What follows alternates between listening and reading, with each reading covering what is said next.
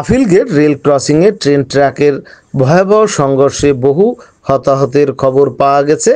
সংঘর্ষে ট্র্যাকটি দুমড়ে মুচড়ে যায় এবং মহানন্দা এক্সপ্রেসের 3টি বগি ক্ষতিগ্রস্ত হয়েছে। আজ সোমবার 14 জুলাই রাত 8টার দিকে খুলনার আফিলগেট রেল ক্রসিংয়ে এ ভয়াবহ দুর্ঘটনাটি ঘটে। স্থানীয়রা জানিয়েছে, রেল ক্রসিংয়ের গেটম্যান না থাকায় এটি ঘটছে।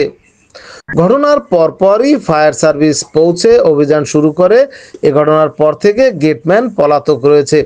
প্রত্যক্ষদর্শী সূত্রে জানা গেছে, যশোর থেকে ছেড়ে আসা খুলনাগামী মহানন্দা এক্সপ্রেস রাত 8টার দিকে আফিলগেট রেল ক্রসিংয়ে আসলে রেল ক্রসিংয়ের গেটম্যান গেট বন্ধ না করা একটি ট্রাক রেল লাইনের উপরে উঠে পড়লে ট্রেন ও ট্রাকের ভয়াবহ সংঘর্ষ হয়। সংঘর্ষে ট্রাকটা দুমড়ে মুচড়ে যায় এবং ট্রেনের 3টি বগি ক্ষতিগ্রস্ত হয়। স্থানীয়রা জানায়, ঘটনার পর ট্রেন এবং ট্রাক ড্রাইভারকে খুঁজে পাওয়া যায়নি। তবে স্থানীয় একাধিক সূত্র জানায়, দুর্ঘটনায় একজন নিহত এবং বহু ট্রেনের যাত্রী আহত হয়েছে।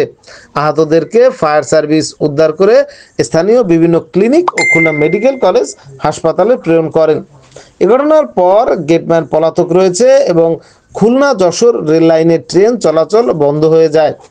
স্থানীয়দের অভিযোগ, আফিলগেট রেল ক্রসিংয়ে একটি গুরুত্বপূর্ণ রেল ক্রসিং, কর্তব্যরত গেটম্যান দায়িত্ব অবহেলার কারণে এই ভয়াবহ দুর্ঘটনাটি ঘটল।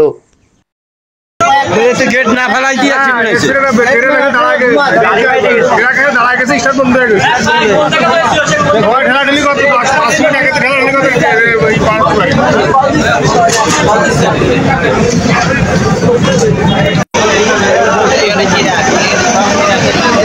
জলবে ওই জলতেছে না তো, ভিডিও আসছে, ভিডিও তাদের ফিলার সব পারে তো ছবি তুললাম ফিলার জন্য।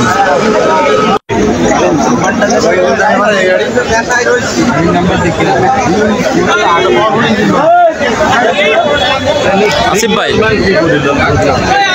লাইভ এত মানুষ ফোন দিচ্ছে ভাই, মানে এত ডিস্টার্ব করতেছে ফোন দিয়ে, মানে লাইভ আমি করতেই পারতেছি না।